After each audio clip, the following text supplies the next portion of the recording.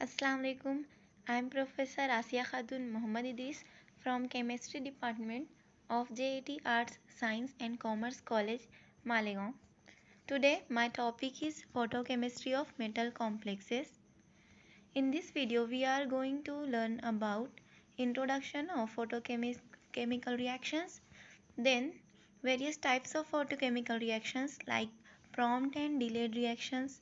Then I'll continue by discussing DD transition and charge transfer reaction, and finally I'll conclude this video after discussing transition in metal-metal bonded system.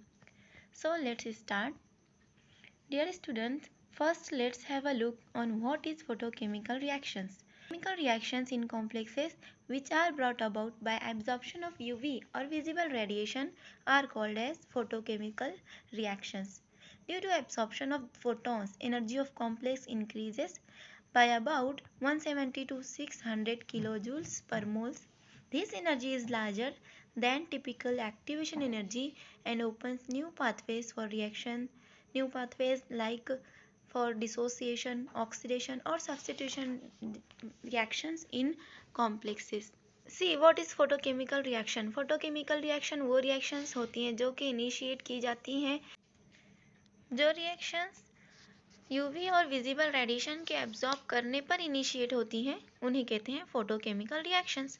Photochemical reactions में क्या होता है, complexes जो है absorb करते हैं radiations को, जिसकी वजह से उनकी एनर्जी इंक्रीज हो जाएगी और ये energy approximately 170 to 600 kilo joule per mole तक इंक्रीज होती है. और ये एनर्जी काफ़ी होती है उनकी एक्टिवेशन एनर्जी बैरियर के लिए, जो कि क्रॉस कर सकते हैं इजीली कॉम्प्लेक्स इतनी एनर्जी एब्जॉर्ब करने के बाद.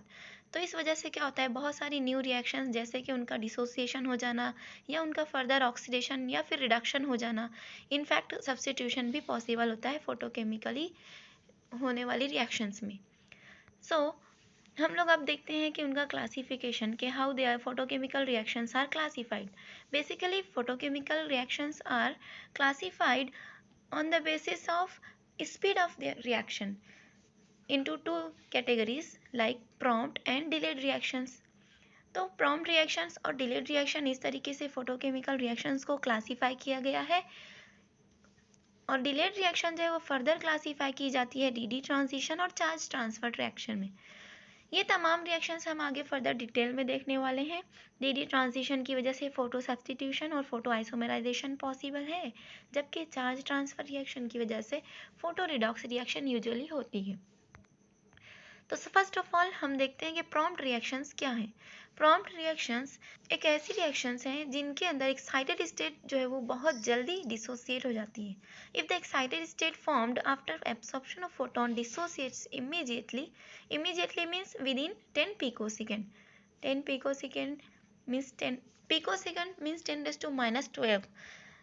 देखो कितनी कम टाइम के लिए, मतलब अगर एक्साइटेड स्टेट 10⁻12 सेकेंड में ही डिसोसिएट हो जाती है, उस वक्त हम उस रिएक्शन को कहते हैं prompt reaction. These reactions are very very fast. देखो कंसीडर करो फॉर एग्जांपल क्रोमियम हेक्साकार्बोनिल एक कॉम्प्लेक्स है, उसके ऊपर जब रेडिएशन सोर्स उसके ऊपर पड़ती है तो उस वक्त उसमें से एक कार्बन मोनोऑक्साइड जो है डिसोसिएट होता है. वो बहुत जल्दी होता है, इसीलिए इसे कहते हैं प्रॉम्प्ट रिएक्शन. नेक्स्ट दूसरी एग्जांपल हमारे पास है कोबाल्ट क्लोरीन के साथ पेंटामाइनो कॉम्प्लेक्स है. ये कॉम्प्लेक्स भी बहुत फास्ट रिएक्शन शो करता है और इसके अंदर डिसोसिएशन होता है क्लोरीन का. ये रिएक्शन भी आती है प्रॉम्प्ट रिएक्शंस में. नेक्स्ट हम लोग देखते हैं प्रॉम्प्ट रिएक्शन से हो गई, जिसमें हमने देखा कि वो बहुत जल्दी हो जाती है विद इन 10⁻12 सेकेंड. अब हम देखते हैं नेक्स्ट डिलेड रिएक्शंस क्या होती हैं. When the excited state formed after absorption of a photon is stable, then these reactions are called as delayed reactions. In this reaction, excited states have long lifetime. These excited states are regarded as energetic isomers of ground states. जिस तरह हमने देखा कि prompt reaction में excited state फौरन से ही dissociate हो जा रही थी, उसके बरक्स यहाँ पर डिलेड रिएक्शंस में क्या होता है कि एक्साइटेड स्टेट थोड़ी देर के लिए स्टेबल होती है और जो एक्साइटेड स्टेट में कॉम्प्लेक्स बनता है उसे हम energetic isomers of ground state भी कह सकते हैं. For example, see in this complex, the excited state of ruthenium second bipyridine third complex here created by a photon absorption in the metal to ligand charge transfer band. It may be regarded as a ruthenium third cation complexed to a radical anion of the ligand. Its redox reaction can be explained by adding the excitation energy to the ground state reduction potential. देखो ये जो complex है ruthenium third complex है जिसमें बायपिरिडिन thrice ये 3 ligand use किए गए हैं। ये कॉम्प्लेक्स क्या करता है, रेडिएशन एब्जॉर्ब करता है और उसकी वेवलेंथ कितनी है, किस वेवलेंथ की रेडिएशन एब्जॉर्ब करता है, 590 नैनोमीटर की, जिसकी एनर्जी होती है 202 किलोजूल पर मोल। ग्राउंड स्टेट से एक्साइटेड स्टेट में जाने के लिए वो 202 किलोजूल पर मोल के रेडिएशन को एब्जॉर्ब करता है। तो ये रेडिएशन जो है वो हम ये कह सकते हैं कि ये रेडिएशन जो है वो एडिशन है दो एनर्जीज का, दो एक्साइटेशन एनर्जीज का। पहली एक्साइटेशन एनर्जी जो थी वो थी उसकी 122 किलोजूल पर मोल और दूसरी एनर्जी है 80 किलोजूल पर मोल। ये दोनों एनर्जी को कंबाइन करके 202 किलोजूल पर मोल की एनर्जी उसे रिक्वायर्ड है ग्राउंड स्टेट से एक्साइटेड स्टेट में जाने के लिए। अब बायपिरिडीन जो है एक ऐसा लिगैंड है जिसके अंदर पाई इलेक्ट्रॉन प्रेजेंट है, मतलब वो एरोमेटिक है। तो पाई इलेक्ट्रॉन्स वो स्टेबलाइज करने का काम करते हैं एक्साइटेड स्टेट को, जहाँ पे बनने वाला रेडिकल रेजोनेंस की वजह से स्टेबल होता है। तो उसे रेजोनेंस स्टेबलाइजेशन मिल जाता है, इसीलिए उसकी लाइफ टाइम थोड़ी सी इंक्रीज होती है और हम डिलेड रिएक्शंस यानी हम इस रिएक्शन को डिलेड रिएक्शन कहते हैं। ओके, अब डिलेड ही रिएक्शन को हम स्टडी कर सकते हैं फर्दर, क्योंकि प्रॉम्प्ट रिएक्शंस तो बहुत जल्दी हो जाती थी, 10 पिकोसेकंड में हो रही थी, तो उनकी स्टडी बहुत मुश्किल है, जबकि डिलेड रिएक्शंस को हम स्टडी कर सकते हैं। तो डिलेड रिएक्शंस में हमने फर्दर देखना है कि डी ट्रांजिशन और चार्ज ट्रांसफर रिएक्शंस होती हैं। मतलब there are two main types of spectroscopically observable electron promotions in d electron metal complexes. For example, these are dd transition and charge transfer transition. तो सबसे पहले देखेंगे कि what is dd transition. A dd transition corresponds to angular redistribution of electrons within a d shell. Within a d shell यानी d orbital में अगर angular redistribution होता है इलेक्ट्रॉन्स का, तो उस वक्त हम कहते हैं कि डी ट्रांजिशन हुआ, मतलब D orbital to D orbital electron jump करते हैं, प्रोमोट होते हैं। और इस डी टू डी ट्रांजिशन की वजह से मेटल लिगैंड एंटी बॉन्डिंग जो ईजी ऑर्बिटल्स हैं वहाँ पर पॉपुलेशन ऑफ इलेक्ट्रॉन इंक्रीज होती है, मतलब बॉन्डिंग मॉलिक्यूलर ऑर्बिटल से इलेक्ट्रॉन्स जंप करके एंटी बॉन्डिंग इलेक्ट्रॉन ऑर्बिटल्स में जाते हैं, उस वक्त डी ट्रांजिशन होता है। फॉर एग्जांपल यहाँ पर एक कॉम्प्लेक्स दिया हुआ है, एग्जांपल में आप लोग इसे देखिए, क्रोमियम हेक्सा अमाइनो कॉम्प्लेक्स है, इसके अंदर वाटर मॉलिक्यूल जो है वो वाटर मॉलिक्यूल सब्सटीट्यूट करना है एक अमोनिया की जगह पर। तो एक अमोनिया यानी यहाँ पर रेडिएशन के इंसिडेंट होने पर क्या होता है कि एक लिगैंड डिसोसिएट होता है, एक NH3 जो है क्रोमियम के साथ से डिटैच होता है और वहाँ पर मॉलिक्यूल वाटर का मॉलिक्यूल जो है वो जाकर सब्सटीट्यूट हो गया अमोनिया की जगह पर। तो ये रिएक्शन जो है वो मतलब ये रिएक्शन स्लो है, इसकी स्टडी की जा सकती है, इसलिए इसे हम लोग डिलेड रिएक्शन में इंक्लूड कर सकते हैं।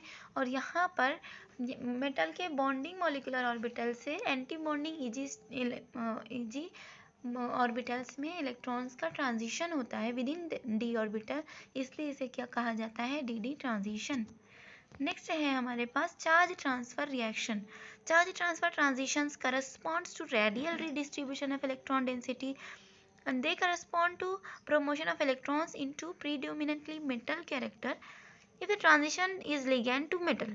अगर ligand to metal ट्रांजिशन हो रहा है, इसका मतलब हमारे पास दो तरीके का चार्ज ट्रांसफर पॉसिबल है, या तो ligand to metal charge transfer हो या फिर दूसरा है metal to ligand charge transfer हो। लिगैंड टू मेटल को LMCT भी कहा जाता है, जबकि metal to ligand charge transfer को MLCT कहा जाता है। हम लोग देखते हैं यहाँ पर ये दोनों में फ़र्क क्या है, इनको किस तरह से डिस्टिंग्विश किया जा सकता है। LMCT में क्या होता है कि मेटल की ऑक्सीडेशन स्टेट हाई होती है और इसके अंदर लो लाइंग एम्प्टी ऑर्बिटल्स होते हैं। हाई ऑक्सीडेशन स्टेट है मतलब वो इलेक्ट्रॉन डेफिशिएंट है, अब हमारे पास ligand to metal charge transfer होने के लिए कंडीशन है कि लिगैंड के पास नॉन बॉन्डिंग इलेक्ट्रॉन्स होना कंपलसरी है। ये नॉन बॉन्डिंग इलेक्ट्रॉन्स जो लिगैंड के पास हैं ये शिफ्ट होंगे लिगैंड के ऑर्बिटल से मेटल के एम्प्टी ऑर्बिटल्स में, और इसकी वजह से क्या होगा, मेटल के ऊपर इलेक्ट्रॉन डेंसिटी आ रही है, मतलब मेटल जो इलेक्ट्रॉन एक्सेप्ट कर रहा है इस वजह से मेटल का रिडक्शन होता है। तो LMCT में 3 पॉइंट्स ध्यान में रखने की, मेटल हाई ऑक्सीडेशन स्टेट में होता है और उसके पास लो लाइंग एम्प्टी ऑर्बिटल होते हैं, जबकि लिगैंड जो है उसे नॉन बॉन्डिंग इलेक्ट्रॉन होना ज़रूरी है, और साथ ही साथ LMCT की वजह से मेटल्स का रिडक्शन होता है। नेक्स्ट चार्ज ट्रांसफर ट्रांजिशन की दूसरी टाइप आती है एक MLCT। MLCT मतलब means metal to ligand charge transfer. यहाँ पर मेटल लो ऑक्सीडेशन स्टेट में है, लो ऑक्सीडेशन स्टेट में है दैट मीन्स उसके पास इलेक्ट्रॉन्स हैं, वो इलेक्ट्रॉन रिच है। अब मेटल के पास अच्छे ज़्यादा इलेक्ट्रॉन हैं, जबकि यहाँ पर कंडीशन होती है कि लिगेंड के पास लो लाइंग एम्प्टी ऑर्बिटल्स होना चाहिए। तो यहाँ पे लिगेंड जो है वो अगर उनके पास एम्प्टी ऑर्बिटल हैं तो मेटल के फील्ड ऑर्बिटल्स से वो इलेक्ट्रॉन्स इजीली एक्सेप्ट कर सकते हैं, जिसकी वजह से अब मेटल क्या कर रहा है, अपने इलेक्ट्रॉन लिगेंड को दे रहा है, डोनेट कर रहा है, जिसकी वजह से इलेक्ट्रॉन डेंसिटी मेटल्स के से दूर हो रही है, इस वजह से मेटल्स का ऑक्सीडेशन होता है। एक बात ध्यान रखने के, LMCT के लिए जनरली हमारे पास ऑक्साइड्स, हाइलाइट्स, सल्फाइड्स या सेलेनाइड्स कुछ इस तरह के हमारे पास लिगेंड्स होते हैं, लेकिन MLCT में जनरली हमारे पास एरोमेटिक सिस्टम्स है या फिर कार्बोनिल है या साइनाइड है, इस टाइप के लिगेंड्स होते हैं। नेक्स्ट हम देखते हैं, हम जनरली हम लोग एक जनरलाइजेशन दे सकते हैं, बहुत सारे ऐसा देते हैं कि the approximation to associate photo substitution and photo isomerisation with DD transition, यानी बहुत से ऐसा मानते हैं कि फोटो सब्सटीट्यूशन और फोटो आइसोमराइजेशन जो है वो DD ट्रांजिशन में ही होता है, जबकि फोटो रिडॉक्स रिएक्शन जो चार्ज ट्रांसफर में पॉसिबल है। तो ये ऐसा करेक्ट नहीं है, हम इसको नॉट यानी एब्सोल्यूट नहीं बोल सकते कि ये बिल्कुल एक्यूरेटली हमेशा ही करेक्ट होगा। जैसे कि हम लोग देखते हैं कि अगर जैसे मैं बताती हूँ कि चार्ज ट्रांजिशन उसकी वजह से फोटो सब्सटीट्यूशन भी हो सकता है, ये एक इनडायरेक्ट पाथवे है। जैसे कि ये एग्जांपल है कोबाल्ट थर्ड के साथ, यहाँ पर देखो ये जो पहला कॉम्प्लेक्स है penta amino chloride, cobalt third oxidation state में, इस कॉम्प्लेक्स में वाटर मॉलिक्यूल को सब्सटीट्यूट करना है। यहाँ देखो पहले तो क्या होता है, रेडिएशन के एब्जॉर्प्शन की वजह से कोबाल्ट और Clg ये बॉन्ड है ये होमोलाइटिकली क्लीव होते हैं। होमोलाइटिकली क्लीव होने की वजह से एक Cl रेडिकल बनता है और कोबाल्ट जो है +3 से +2 ऑक्सीडेशन स्टेट में जाएगा। अब ये क्लोरीन रेडिकल जो है वो फर्दर कोबाल्ट से एक इलेक्ट्रॉन लेता है, जिसकी वजह से फर्दर कोबाल्ट का ऑक्सीडेशन होता है और वहाँ पर क्लोरीन निगेटिव यानी क्लोरीन निगेटिव चार्ज के साथ रिमूव हो जाता है। तो यहाँ पर देखिए कोबाल्ट के साथ पहले क्लोरीन था, लेकिन बाद में वाटर मॉलिक्यूल जो है वो क्लोरीन की जगह सब्सटीट्यूट हो गया है फाइनल। इसका मतलब ये हुआ कि चार्ज ट्रांसफर रिएक्शंस तो होती ही हैं, लेकिन इनके अंदर फोटो सब्सटीट्यूशन भी पॉसिबल है। In this case the aqua complex formed after the homolytic fission of the CO-Cl bond is reoxidized by the Cl atom. The net result leaves in CO substituted. Next हम देखते हैं transitions in metal bonded system. We might expect the delta to delta star transition in metal bonded system to initiate photo dissociation as it results in the population of an antibonding orbital of the metal system। देखो आप लोग यहाँ पर जो यहाँ पे मोटी diagram बना हुआ है उसके अंदर बॉन्डिंग मॉलिक्यूलर ऑर्बिटल से इलेक्ट्रॉन्स है वो ट्रांसफर हो रहे हैं एंटी बॉन्डिंग में। तो एंटी बॉन्डिंग में पॉपुलेशन ऑफ इलेक्ट्रॉन इंक्रीज हो रही है, जिसकी वजह से हम क्या एक्सपेक्ट करते हैं कि यहाँ पे फोटो डिसोसिएशन होना चाहिए, मतलब बॉन्ड जो है वो ब्रेक होना चाहिए, मेटल टू मेटल बॉन्ड का डिसोसिएशन होना चाहिए। It is more interesting that such excited states have also been shown to initiate multi electron redox photochemistry. For example यहाँ पे देखो one of the best characterized system is the dinuclear platinum complex. This complex is shown in the figure which is informally called as PTPOP. There is no metal bonds in ground state of this platinum which is Da-DAT species. The HOMO-LUMO pattern indicates that excitation populates a bonding orbital between the two atoms. यहाँ पे क्या होगा कि यहाँ पे जब excitation होगा तो यहाँ पर इस कॉम्प्लेक्स के अंदर, इस पर्टिकुलर कॉम्प्लेक्स में एक्साइटेशन होने की वजह से इलेक्ट्रॉन्स जो है वो जंप करेंगे एक मॉलिक्यूलर ऑर्बिटल से दूसरे molecular orbital में. The dinuclear complex, which is shown in this figure, consists of two face-to-face square planar complexes held together by bridging pyrophosphate-ligands. The metal pz and dz square orbitals interact along the pt-pt axis. The other p and d orbitals are considered to be non-bonding. Photoexcitation results in an electron in the antibonding sigma star orbital moving into the bonding sigma orbital. The lowest lying excited state has a lifetime of 9 microseconds and is a powerful reducing agent reacting by both electron and halogen atom transfer. It means it is the most interesting oxidation product at platinum-platinum metal center, which contains halide ligands at both ends and a metal-metal single bond between these metals. So now let's summarize this session. In this session we have learned that chemical reactions initiated by UV or visible radiations are called photochemical reactions. Reactions of electronically excited species are classified as prompt and delayed reactions, and we also have seen that photosubstitution and photoisomerization can be associated with DD transition and photoredox reaction which charge transfer transition, but the rule is not absolute. हम ये कह सकते हैं कि हम DD transition की वजह से photosubstitution और photoisomerization होगा, but ये हमेशा true नहीं है. यहाँ पर चार्ज ट्रांसफर की वजह से फोटो रिडक्स रिएक्शन का हमेशा होना ये भी ऑलवेज ट्रू नहीं है, यानी कि यहाँ पर मिक्सिंग हो सकती है. मीन्स चार्ज ट्रांसफर में फोटो सब्स्टिट्यूशन हो सकता है, जबकि फोटो सब्स्टिट्यूशन में डीडी ट्रांजिशन भी पॉसिबल है.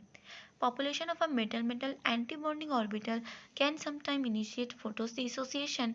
Such excited states have been shown to initiate multi-electron redox photochemistry. So that's all for today. Thank you for watching this video. Thanks a lot.